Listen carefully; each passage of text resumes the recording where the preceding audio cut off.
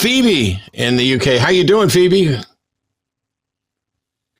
I'm doing very well. I feel very overwhelmed by listening to the conversation here. I feel very privileged to be in the UK at the moment because, as I say, a few years ago I had sepsis and I would have hated, full stop, to have been thinking about the bill that I would have got for the healthcare that I got. But I hope that what I'm about to talk about will hopefully lift the mood slightly. I got engaged recently to my long-term girlfriend, and we've been having some conversations about our wedding that we're going to plan. And I've recently left Judaism. I identify as an atheist now. She was raised as a Christian, and she has said specifically that her parents, who are going to be helping us pay for this, want to have some elements of Christianity throughout the wedding. And I want some advice on how to not alienate my new in-laws, not annoy my fiance, and still have them come to the wedding and still have it be a happy day where we're all going to enjoy, my fiance and I. And this is a bit more alien to me because my fiance is American, so I don't fully appreciate how deep Christianity goes as somebody who's not an American. Okay. Dave? There's a lot of layers here. Well, my initial reaction, first of all, my ex-wife's name's Phoebe, so I had a little jump there when you said Phoebe. I thought, oh my God, she's called into a show. But I guess my first response would be, what does your fiance want? To my view, the wedding is, I may be old school here, but it's more about what the woman wants typically. I mean, it's probably terrible to say that, but does she want a Christian wedding? Does she want Christian elements in that? How big of a deal is it to her? The other thought there is that if the parents are saying we're not paying for it unless it's Christian, that seems a bit manipulative and a bit like, they're holding you hostage, and I don't like that. So I would, if I really didn't want a Christian wedding and I didn't want those elements in my wedding, and they were not willing to pay for it. Okay, I'm sorry. If I didn't want those elements in my wedding, then I would say, well, I'm just going to do the wedding and pay for it myself. So, those are my first thoughts on that. Matt? Yeah, my apologies. I don't tend to read out pronouns, and I know Phoebe, so it was I didn't share that with Dave, so apologies for any misgendering going on. But yeah, sorry about that. On the actual issue, I mean, part of me, Phoebe, there are things I could say that you're not going to like, which is I'm no good at relationships that are going to be unequally yoked. So if I was like when I got married, we paid for it, and it was whatever we wanted. And anybody who didn't like it just didn't have to show up. Didn't bother me one bit. Turns out they all showed up. They had fun. They had fun gossiping with each other. They had I remember my uncle came up to ask about the secular nature of this ceremony and all that stuff. And it was an interesting point, but that was something we paid for. I think if you're in a position where somebody else is paying for it, that's going to impact what you can and can't demand. I think the biggest issue is, what are your limits? Because you're entering a relationship with someone where compromise is going to be an aspect of it, and communication is going to be a huge aspect of it. Mm-hmm. And if it's a big deal for them to have a ceremony that is largely Christian or more Christian than you want, that's a conversation that you guys need to have. And if it turns out that you're not that bothered by it, it's like, hey, this is the party, this is the ceremony. It's not going to affect me or us or our relationship down the line. This is, we have a second party.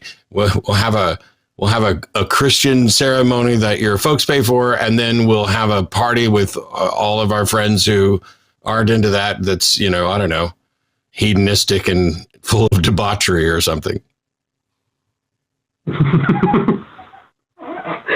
Well, Really, I think it depends on your tolerance level. If you're not triggered by the Christian stuff and you can put up with it, hey, that's kind of where I am. And at this stage of my journey, I've been out of that for a dozen years now, and it's just water off my back. It doesn't bother me what people say or do.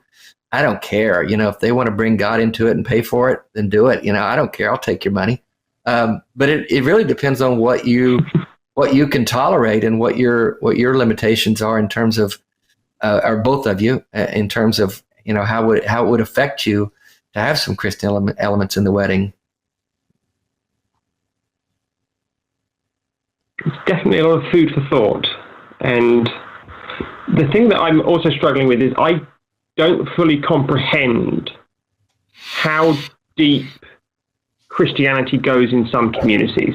And that's one of the things that I'm struggling as a Brit to get my head around. And I don't quite know how to navigate just how deep it can go. Because I know it does go deep, but I'm struggling to navigate that as an outsider who's coming into a family where the parents, where my future in-laws, as they are now, it still throws me slightly to say that, are fairly Christian. And they raised my fiance in a Christian household.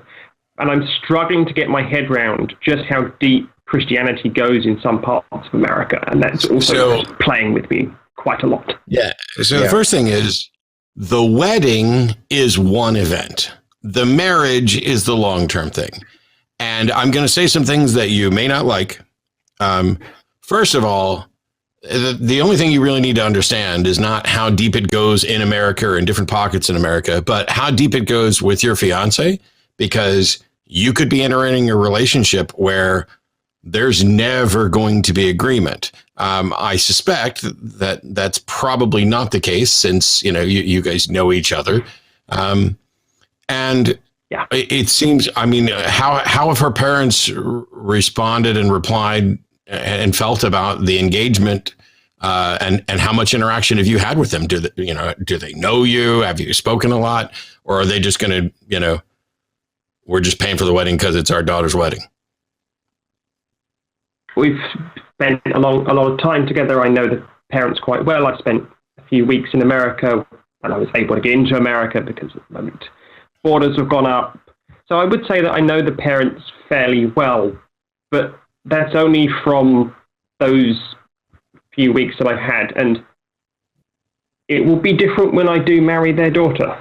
And that's something that is just playing on my mind. And I've definitely got a lot to think about. So there is a lot to think about, and there's a lot of conversations to have with your fiance. However, I will say that you are clearly not dealing with a serious fundamentalist, hardcore Christian family, because I know how most of them would respond. Like, I'm waiting for the day when I introduce my folks to Arden, because either they're going to figure out how to be decent human beings, or they will be expunged from my life immediately. Because I'm not going to be in a relationship with someone and then have parents or family member or friends or anybody in my life, mistreat them. That's just not going to happen. And the fact that you spent time with them and they're working the wedding means that you need to spend less time worrying about how deep Christianity goes in America, and just have the conversations with your fiance about, where are we going to draw the lines? What are the boundaries for this? How is this going to impact things beyond the wedding? Because I'm one of the most outspoken atheists on the planet. I have no interest in ever getting married again. But if I did get married and I happened for some reason to be marrying someone who had some sort of, religion or religious family, and they wanted the ceremony, I could probably suck it up and say, okay, this is the one day, this is the wedding, do whatever the hell you want. I'm just here to say I do and then get on with our life. But I don't know that that's the case. And so rather than worrying about how deep Christianity goes in different pockets of America or what Dave and I think, this all just needs to be a conversation between you and your fiance, and you're going to have to decide what you're comfortable with, which you knew before you called in. But I appreciate the fact that you at least wanted input. Mm-hmm. I think that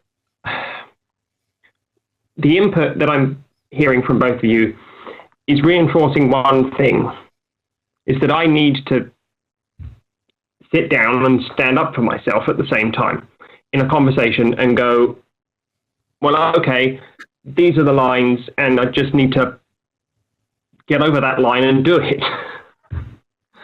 And I'd like to thank you both for taking the time to listen to me and give me the opportunity to hear from some rational, disinterested human beings. So thank you both. You bet. You're very welcome. You. And on that note, you should say something rude to us and hang up just so that it makes my day.